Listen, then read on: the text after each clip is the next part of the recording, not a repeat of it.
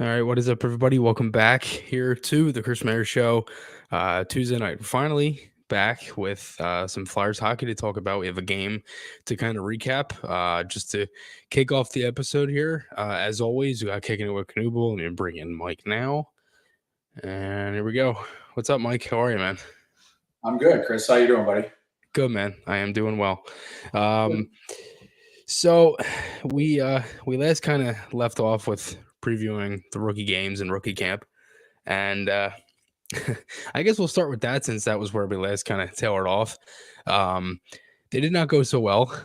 When you had mentioned that there was a specific type of thing that you wanted to see from some of these guys, and or if it was, if a certain specific guy played well, it looked great, and if one guy didn't, show up, it was kind of like, yeah, it's a little bit of a bummer. That was kind of what it felt like as I was leaving the stadium Saturday night.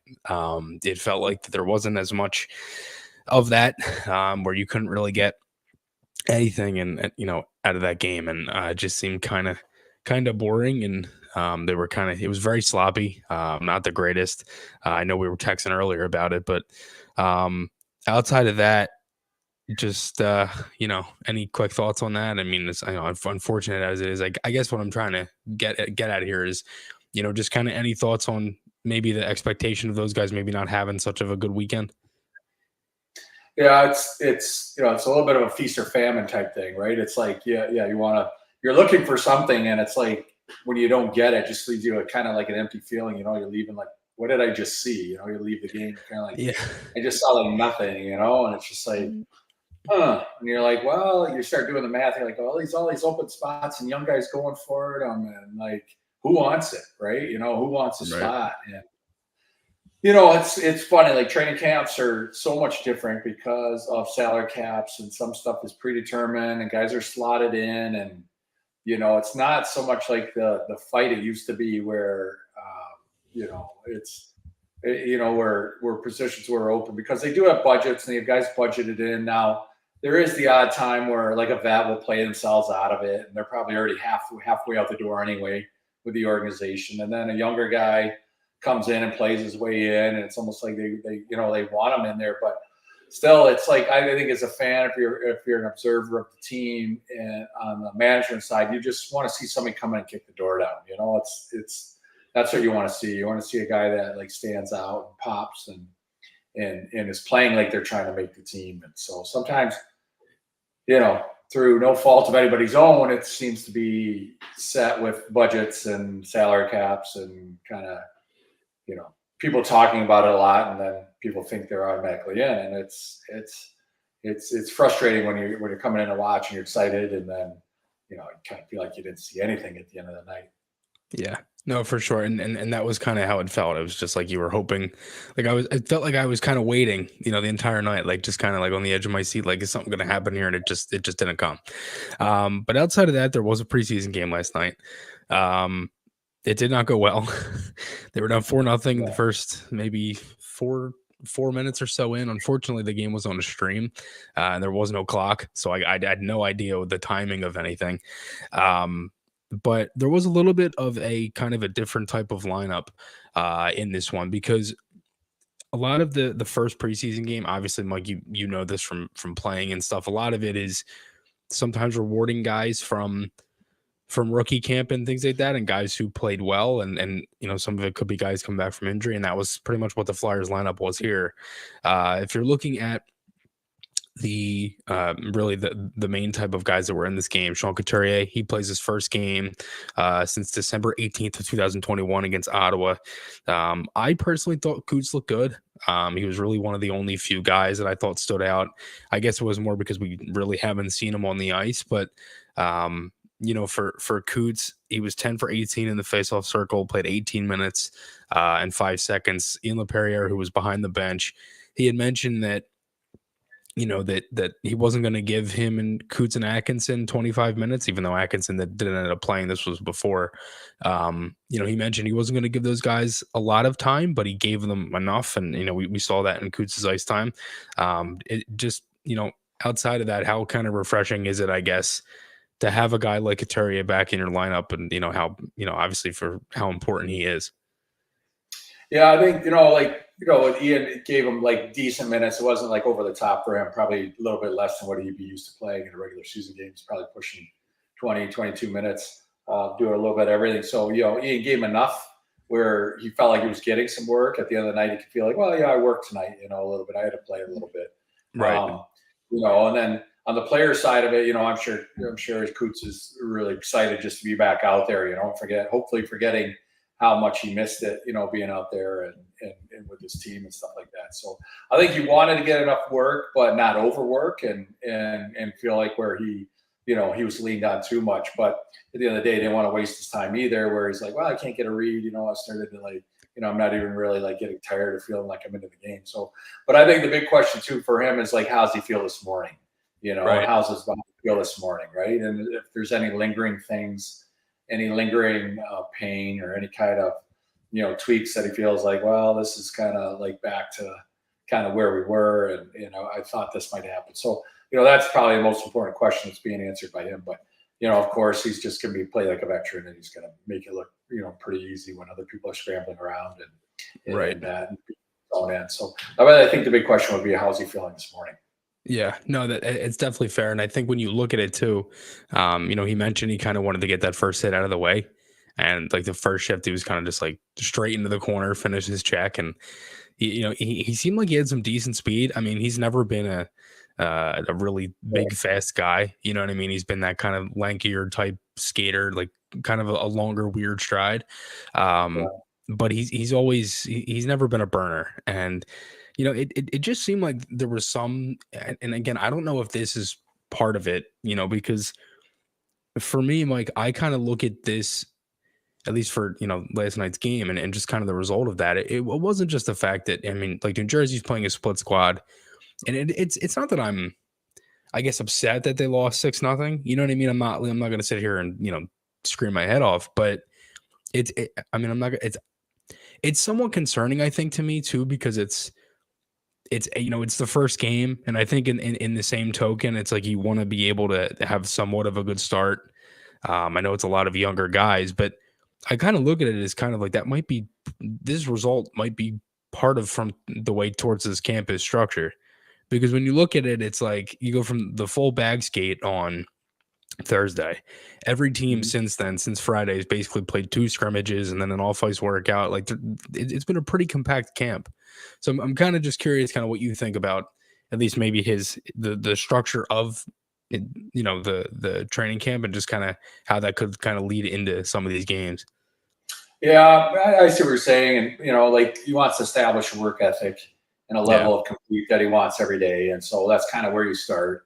In training camp, and at the end of the day, you do, you tax some of your guys a little bit and, tire some guys out. But I mean, I don't think it's much of an excuse really, but, I just kind of watching the highlights. I mean, 4 goals in the first 5 minutes or whatever it was. And, a lot of them was, one was a 2-on-2 rush and a defenseman had a stick on the wrong side and a couple of more sloppy play a little bit, sloppy defensive zone play and a little bit loose on defense. And then, Jack Hughes, kind of skating, coast to coast. I think must have been the fifth goal. He looping around the zone and stuff like that. So, again, I think it's another step forward in the pace of the play and the energy and the seriousness of the game. In training camp games, guys are pretty loose and Right. They're balanced out and not everybody can finish. Well, in these games, like you said, New Jersey had a split squad. They had half the guys playing in Montreal too last night, but. I'm sorry, Jack Hughes played the other game. I apologize, but that was another problem. That was another goal. That was a sick goal, regardless. Yeah, I apologize. I forgot that they did play another game, but no big deal. It's another level of seriousness, right? Yeah. And so you play at the training camp level. Now you got to come up to preseason level, and then you'll be coming up to the opening night level, and and so it's another thing for the players, and you hate. Every chance is for these young guys. Every time you're on the ice, these young guys, they got to prove themselves and keep fighting for those spots. And I don't know, it's certainly frustrating, but now you can't get all bent out of shape about a preseason game. And right, it's hard not to, right? Everybody's super competitive. You want the best all the time. And, at the end of the day, you kind of don't love a 6-0 game, but at the end of the day, it doesn't really matter either. So, right. Yeah. It gets your attention. I don't doubt it doesn't get everybody's attention. Yeah, no, and that's the thing, you know what I mean? It's like, how much can you gauge from does it really matter to, when does it start to get concerning? And I think Coots, he said it the best post game where he was like, if we're still like this 2 weeks in, or at least in 2 weeks, that's when it'll kind of get concerning. You know what I mean? Right, right. And so, I mean, so the coaching side of it, you're like, well, is our message not getting through? What are we not getting through here? If these are things we're harping on, what types of goals were scored? Is this stuff we've been harping on or talking about? Or maybe we've got to deliver our message, a little bit better because they don't seem to be getting it, And so, are they considering them one-off mistakes, like just bad decision making by players? Well, we've got to help them make better decisions. So I guarantee a lot of young guys saw film today, and it'd probably be a For little bit sure. more of a, hey, if you think you're going to make this team, you're going to be a regular in the NHL. Like, this ain't it. Yeah. This is not it, right? Okay, don't think that this is even close to being where you're supposed to be. So you can look at it as a positive in that respect, where the coaches are coming, they're like, come here, come on in the room today, and here we're going to sit down, we're going to talk about some stuff. Let's go through last night, and get a crash course again. So Right. coaches can use it as a positive as well. Use it in that respect, like you can sit down with a guy and be like, okay, let's go through this and figure out what happened Yeah.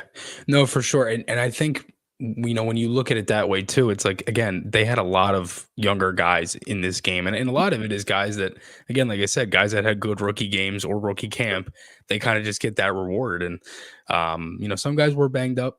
No Konechny, obviously he's kind of like, I guess he's day to day. They haven't here. really said what it is. They just said he was literally just said he was banged up. Right. So I'm assuming, they're probably just giving it a couple of days. And, same thing with Atkinson. He doesn't end up playing, was supposed to. It was interesting because he said the other day that he's basically as good as he's going to get, which I'm assuming that he's probably not feeling great still. He's Yeah. just might still be able to play. I don't know.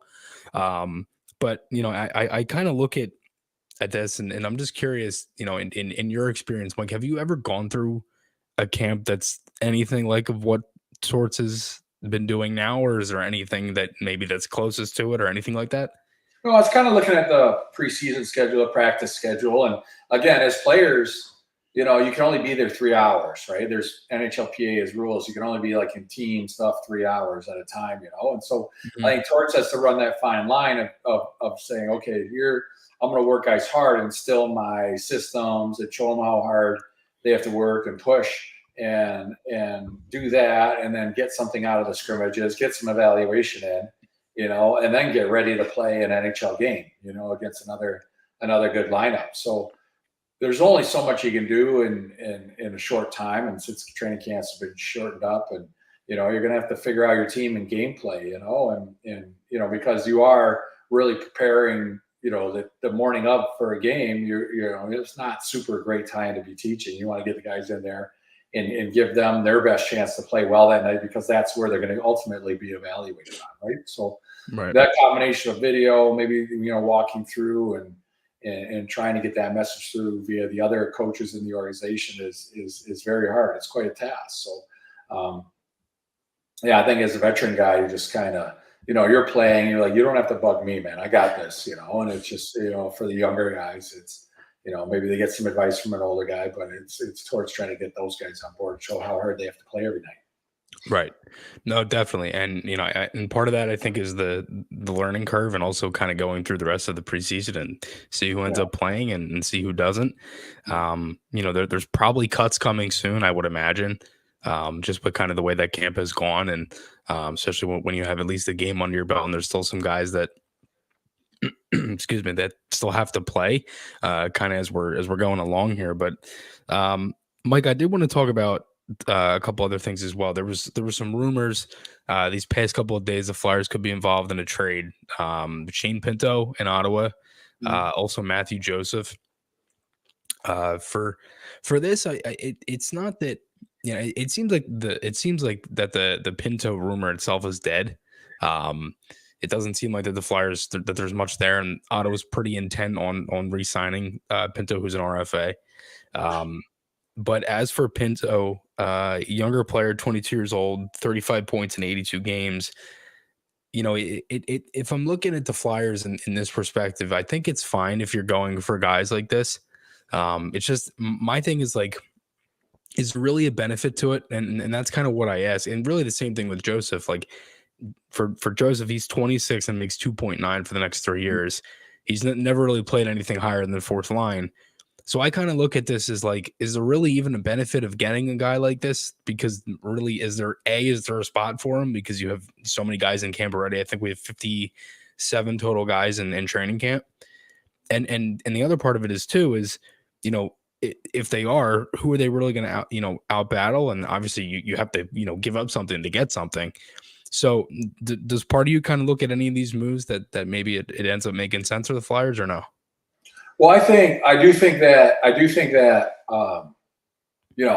when you're in where the Flyers are right now, like all bets are off. I mean, you can wheel it, Danny and Jonesy can wheel and deal and make as many trades as they can, and right. And a lot of times, you trade a prospect who might not be doing great in one town, and then they pop when they get to the next town, Mm-hmm. And so I don't know. I mean, I think it's you can come into a season thinking that you're going a different direction. Watch a week, watch 10 days, watch 2 weeks, and be like, okay, we need to, here's these priorities. This priority that was a C or a D has now become A. A is slipped down to B, and you can move people. You move your priority levels around, and so it's really hard to say. Like, I mean, you're going off your pro scouts and stuff like that, but you're obviously going to trade a young guy for a young guy and even two guys, and so Matthew Joseph at $2.9 million is a little bit scary. Like, to your point, you like to say, hey, what's the return on that? Right. Are we getting like a third? Are we getting a 8-9 forward? Or are we getting a 10-11 forward?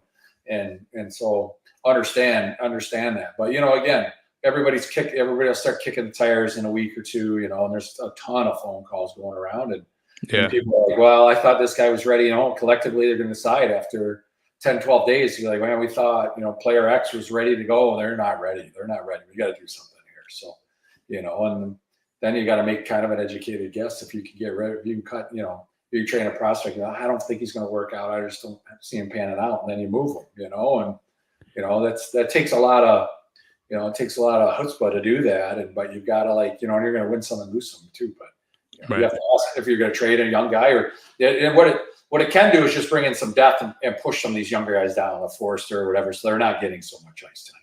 And that helps them grow as well. I mean, throwing them in the fire is one thing, but keeping them protected at times too is really helpful too, so they don't feel like the world of the organization's on a 21-year-old shoulders, who's not quite ready for it. And that's some guys can take it that way. Right. No, for sure. And especially when you, again, like you said, there's been so many changes here and a lot of different guys that you're kind of looking at to at least continue success from last year or add to some of the, I guess growth for this upcoming season and stuff like that. But yeah, I mean, outside of that, Mike, that's pretty much all I got for you tonight. Yeah. Thanks again for, as always, for your insight and everything else. And it's going to start, it's going to heat up, and there'll be a lot happening between now and this time next week. So it's certainly exciting. I wouldn't get to outside Couturier, Atkinson. You hope that his if he's saying he's as good as he can get. Yeah, for Atkinson, hope and so, but after that, maybe Carter Hart. I don't. There's going to be a lot. There's a lot of open. There's a lot of pieces to this puzzle that can move around, and so whether it happens now or 3 days from now or 2 or 3 weeks from now, you don't know. But when you're a mid-league team a little bit, there's all bets are off, and especially if you have new management that are really going to look to come in and make kind of a splash here. So yeah, it'll be interesting in the next few weeks. You hope they can do it somehow. But you need somebody to play ball with you too. So. Right. Yeah, exactly. And, I think when you look at, the roster and again, like I said, I mean, there's still a couple games left this week. And, by next time we talk, they're going to be playing at least, well, they'll only have one preseason game left by the next time we talk. So, it could be a lot of different things going, differently. And, hopefully that at least that they stay healthy and, we'll kind of see how it goes. But, yeah, no, Mike, thanks again. As always, always appreciate your insight, and I'll talk to you next week. All right. You got it, buddy. Thanks, Chris. All right, Mike. I'll talk to you. Thank you. Thanks. See ya. Have a good night. You too. There he is, Mike Knuble, kicking it with Knuble. Awesome stuff. Yeah. So also have Yuriv Wallach from Flyers Nitty Gritty coming in. Just set this up real quick. Yeah, what's up, everybody? I got 8 people in here. Not as much as I thought. As we kind of get going here, there's going to be a couple different things to kind of talk about, and again, like Mike said, there's going to be a lot of stuff to talk about it, by next week. So it's going to be ramping up and should be exciting. I mean, unfortunately, last night's game was kind of rough. Not kind of rough, was very rough. But we'll see. It'll be interesting. Tristan, what's up, buddy? Thanks for tuning in, man. We will just again waiting on Yuri here to pop on in from Flyers Nitty Gritty. Does getting gritty with it podcast for the Nitty Gritty Network with Jamie Pascal, all that good stuff.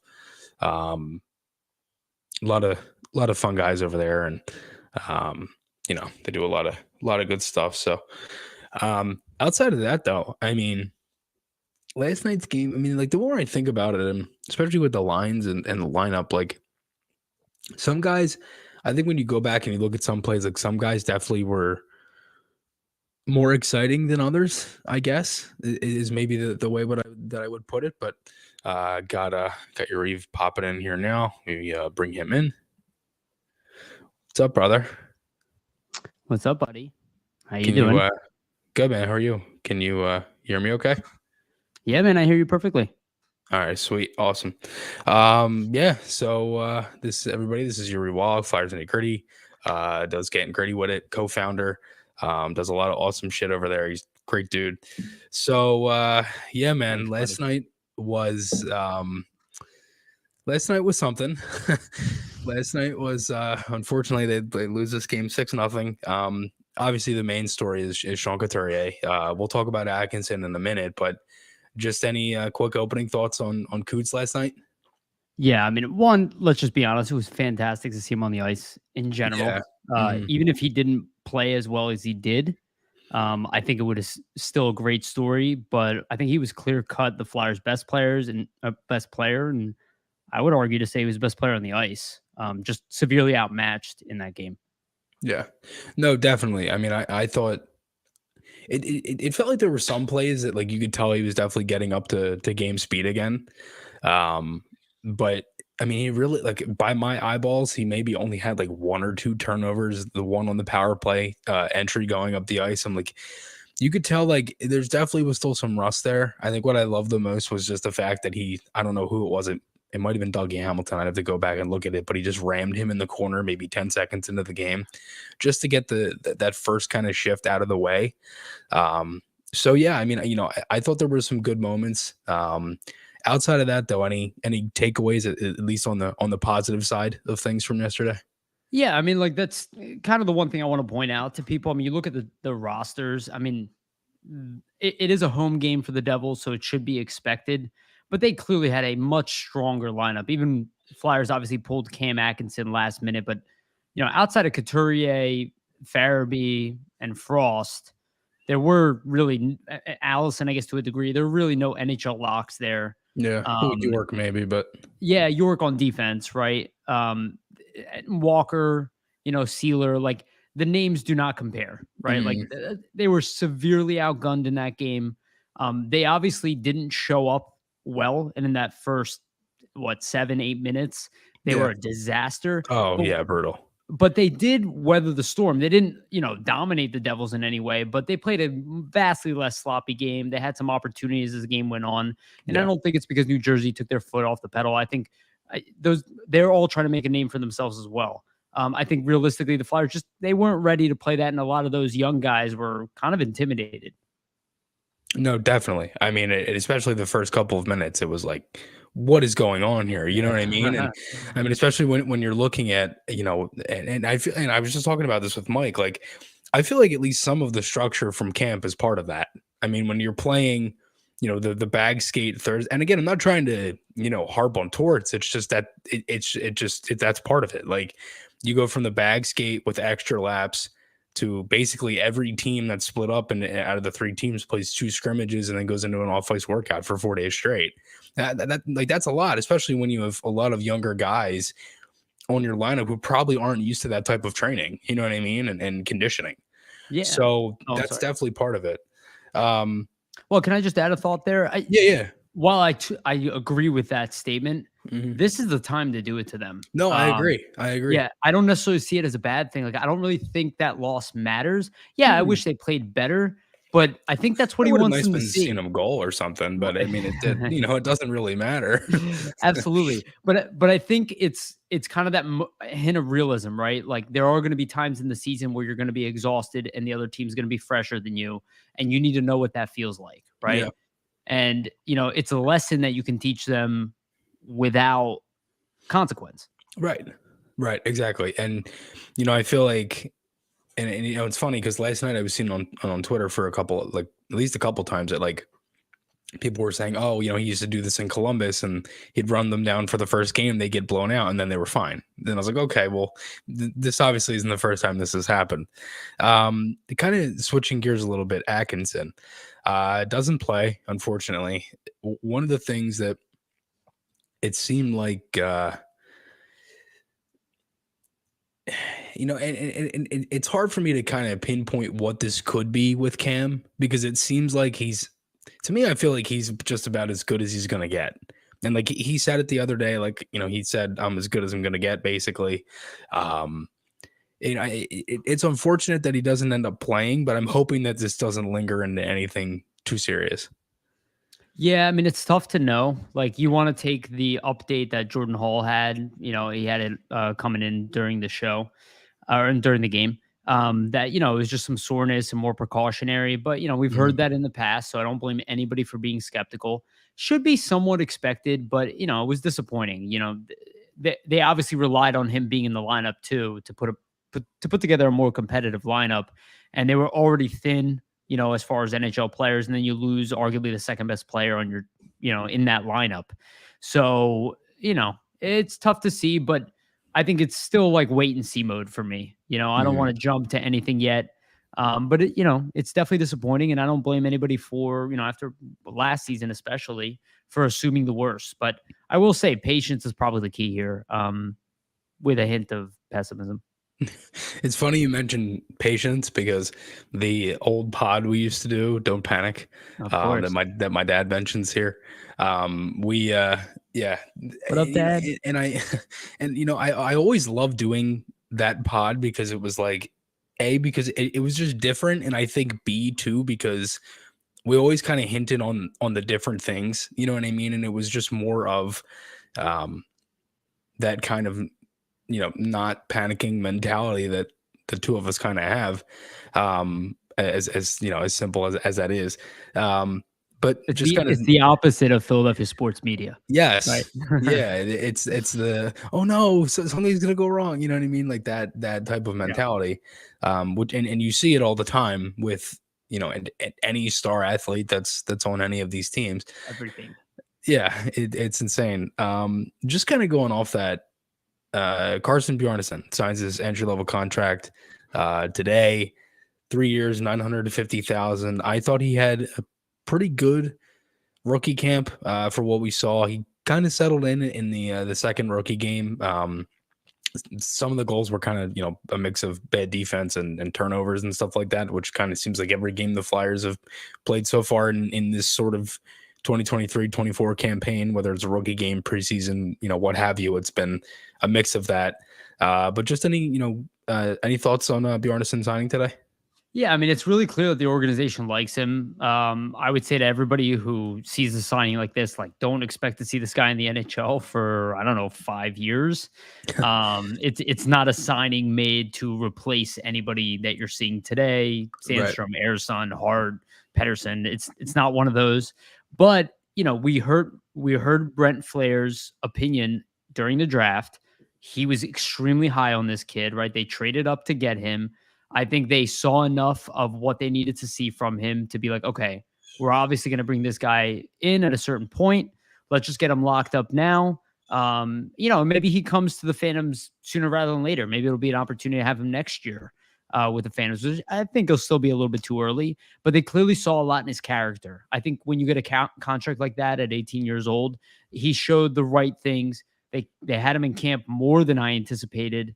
So it wasn't that surprising to see he got offered an ELC, and somebody like Denver Barkey and Oliver Bonk, I think they kind of fall under that umbrella as well, as guys that they're taking very long looks at a very early age. So I think it's a really good testament of his character, and it's going to be what he needs to hit that next level. And I'm interested to see what he does in juniors, because WHL, is going to be good competition for an 18-year-old. And, I think the fact that he got 920, would you say it was 950, right? 950, yeah. That's just almost the max that he could get. So typically, if you see a player get, that kind of money, it means they are high on him as well, which means they project him potentially as an NHL starter, but at least as an NHL backup. I think that's how they see him right now. Yeah, no, that's definitely fair. I mean, and especially when you look at the kind of goalie factory that we've been brewing up for these past couple of seasons with Bjarnason, then you add Kolosov to the mix too, who, who you didn't even mention. That's not by your fault. That's just how many goalies we have. You know what I mean? So yeah, no, definitely. I mean, and I think for Bjarnason, it's just, and I feel like too, because it's like, you had to have known that they were somewhat high on him because they traded up for him. I mean, it's the same thing with Bobby Brink. They did the same thing. It's they did it with, I believe they did it with Elliot Desnoyers as well, where they ended up trading up for those guys, and that's part of it. It shows the, I guess, importance of the sort of development and the timing. And I think for us and our timeline, it makes sense. I mean, a lot of the ELCs can get, they slide if they don't end up playing. And guys like Forrester who signed a 3-year ELC, he's really on a 5 because, he ended up sliding those 2 years with the injury and everything else. And COVID probably, played a part of that too. But it's little things like that are kind of smart management that Danny Briere and company are doing with, with really the entire offseason. Because if you look at it, you get guys on smaller deals, Frost, Cates, York, Paling, guys on really low risk, high reward type of deals. And, it's kind of just all basically what they've been doing is all of the simple stuff right now. And that's kind of part of it too. They know what they want. Right. Yeah, no, for sure. So just kind of going off that, any just like overall thoughts from camp so far? I know you were there the one day. Has anyone really stood out to you? Any guys that maybe could end up making the roster, you think, as I'm assuming cuts are going to start coming pretty soon? For me, it's the guys that I expected to show up have shown up.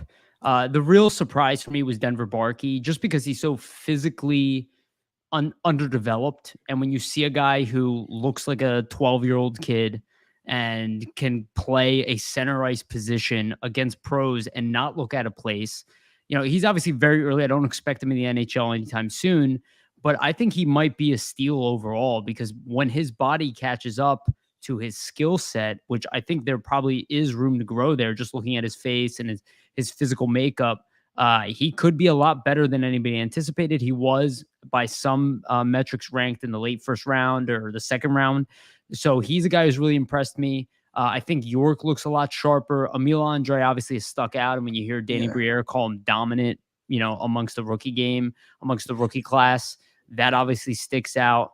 But overall, I think people will kind of just look good. Garrett Hathaway looks like he's just ready to play at all times. He is tenacious.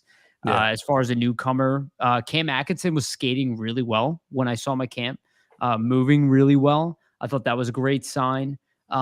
Overall, I didn't see too much out of the norm, right? Like a lot of the guys who are NHL locks, they're not going to be pushing 100% outside of drills or any of that stuff. There was some stuff in the scrimmages, but ultimately, I think the big one that I was kind of waiting to see, not more from, but I want to see kind of push the pedal to the metal. That's Owen Tippett. And I didn't necessarily see that. I didn't see that from Konechny either, though. So for me, it was really just, it's kind of what I expected. Nick Seeler always plays competitively, and it makes sense. Had the fight last night, yeah. Which I would argue is probably part of the reason why they started waking up a little bit. But overall, I think all of them kind of showed really good flashes at times. Ronnie Addard, Igor Zamula had some really nice plays, like guys that a lot of people are kind of forgetting about with all the new names. Right. They're all developing and moving forward, and that should not be ignored. Yeah, definitely. And I know we talked the other day about Hathaway, off the record, and I'm really like the signing. I think like the way he speaks, it definitely echoes. You know what I mean? It's not just like a voice that kind of just goes away. He seems like a guy who's very highly touted for his leadership ability and Sure. for playing in many different cities and athletes who are just sick, from Ovechkin to Bergeron and Marchand, Kuznetsov, Carlson, Omega. I could go on and on. And he's a guy that's kind of going through a little bit of some of the Tort stuff. I mean, yeah, he was coached by Bob Hartley in Calgary, so there's a little bit of similarities there, and Sure. just this type of coach. So I mean, I think there's things that you can kind of piggyback off of guys. Mark Stahl, I honestly think has looked good. Sure. Yeah. For his role signing, money and all that kind of, all the little things that kind of go with it. But for I think one of the things that stands out for me with the D is not as much, kind of who plays where, and obviously pairings, they're most likely going to fluctuate throughout the year and change, and we'll see a bunch of different ones. But I think the biggest thing for me right now is the fact that Sanheim's probably going to be playing to the right side, York on the left side. Any thoughts on that? Because I kind of see this as I see this as two things. They want to get as much out of York as possible, and this also could be the answer to Sanheim's issues. So that's kind of where I see it. I'm just kind of curious what you think too. I think they want to open up. I agree with you on the York comment for sure, but I think they want to try to open up Sanheim's offensive game a little bit. That Like, right, exactly. he was a very offensive player in juniors. He's had some flashes of it. He can skate really well, get up the ice really well. I think if you look at the numbers game, you look at Sean Walker, who's a righty, you look at Risto, who's a righty. There isn't really another option that can play in the top four. And like Sean Walker is probably not that guy. So I think they look at somebody like Stahl or Emil Andre, and maybe they're like, well, it would be cool to have Emil Andre play with Sanheim or Stahl play with Sanheim. And Stahl's not really going to play the right side. And Emil Andre is not going to be brought in the NHL playing the right side. Or Igor Zamula, maybe that's not the best option for a young guy. I think it's a position he's played before. I don't know if it's permanent, but I think it is worth taking a look at because we've had a problem on that right side. He is a guy who kind of needs a refresher. And I think, his offensive game has not reached where his potential is. So I would like to see if maybe this has an effect. I think even when you hear Tortorella talk about it, it's kind of an early season experiment more than it is his plan long term. And I would take that. I would take all of these pairings with a large grain of salt because they have no idea what these pairings are right now. I imagine they're going to go York and Risto as a top pairing, and then hopefully anyone else to kind of mix in with Sanheim. And that's why I think maybe Stahl is going to be that guy to start the year and help Sanheim build his confidence, because we heard of Stahl doing that with Florida, right, with Montour. So, I think there is an opportunity there to apply some of what Stahl brings best, which is the physical game, the ability to make up for somebody who wants to take risks.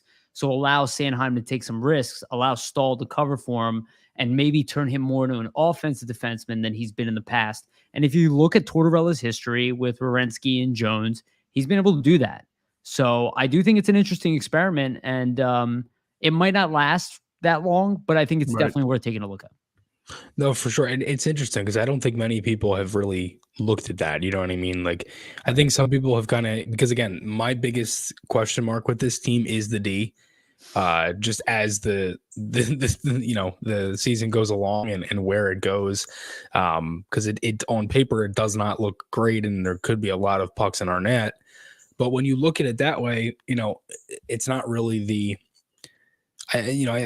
obviously the focus right now isn't really about the how many goals we give up, right? It's about building this up the right way, you know what I mean, and doing that. And I think a guy like Stahl, who again Sanheim, and to your point, who's had struggles and things like that, and putting him with a guy like Stahl, and Sanheim having struggles with Tortorella, a guy like Stahl who understands that, and that might be able to relay some stuff to Sanheim, and not just to Sanheim, but to everybody. But I think you get my point.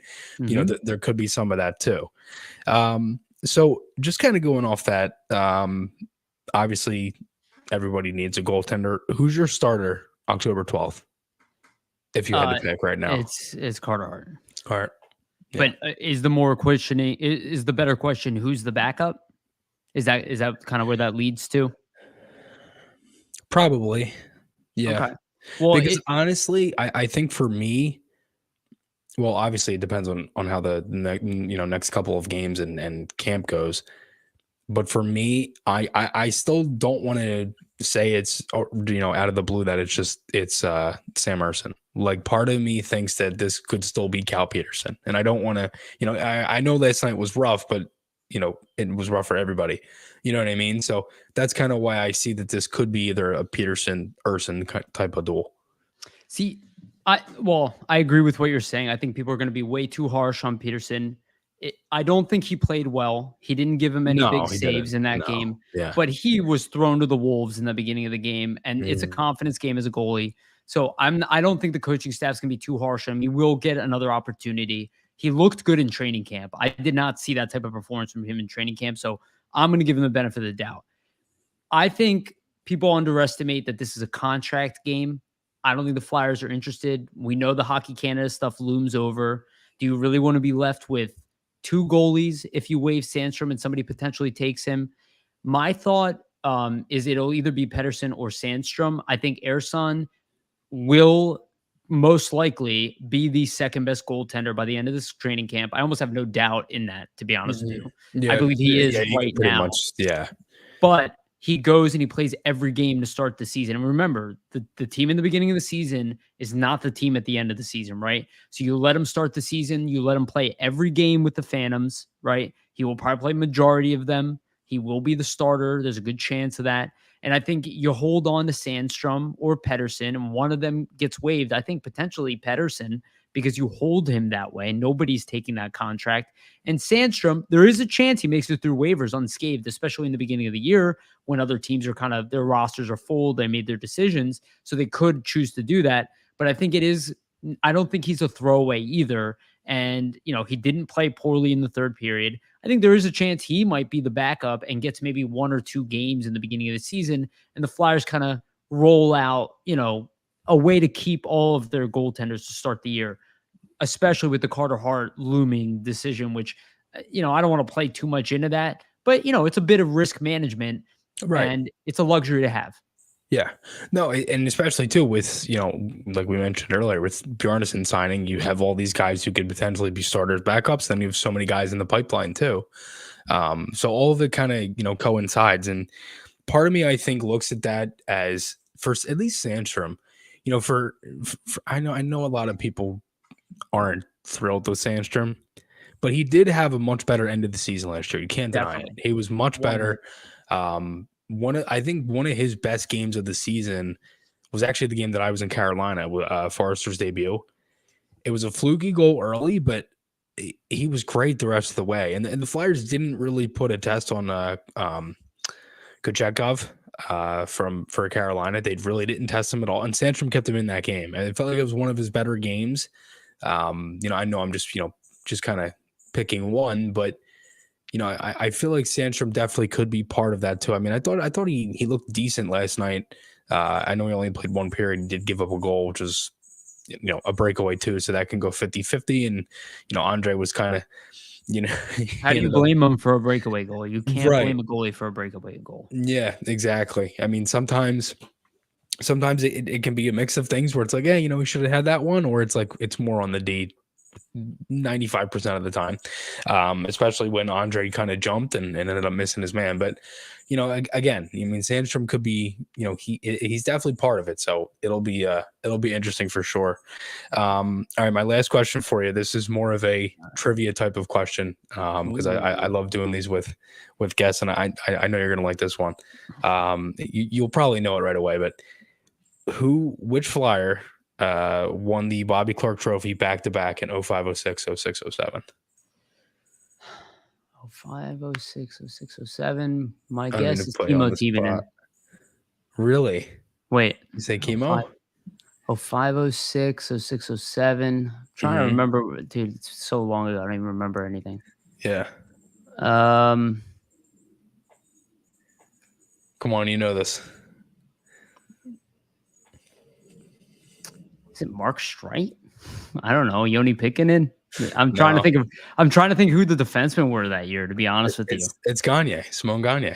He went back to back. Oh, Bobby. Dude, I was thinking you said a different trophy. I apologize. I thought you were talking about defensive defensemen. That's why I was just naming defensemen. Yeah. Barry Ashby is what Bobby, you're thinking of? yeah, dude, it like came in the wrong. Sorry, yeah, Bobby Clark. Yeah. Oh, that's funny. That would have been my guess, but Yeah. Well, there you just go. shows you how good I am at trivia. That's funny. Or how terrible Yeah, my Mark memory Streit. is. Yeah, Mark that's Streit, funny. best player on the team. Yeah. No, he was pretty good. He was underrated. No, he was good. He was, for those couple of years there, he came in as the pretty much the chemo replacement.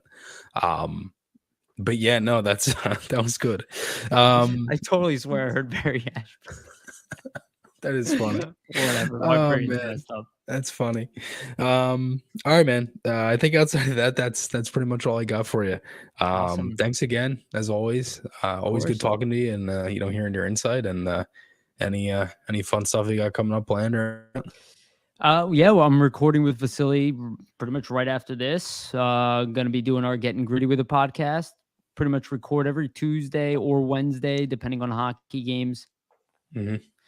And episodes usually come out at midnight. So, feel free to check it out. And again, thanks, buddy, for having me on. Always a pleasure. And we will talk endlessly through text throughout this anyway. So sounds good. Yeah, man.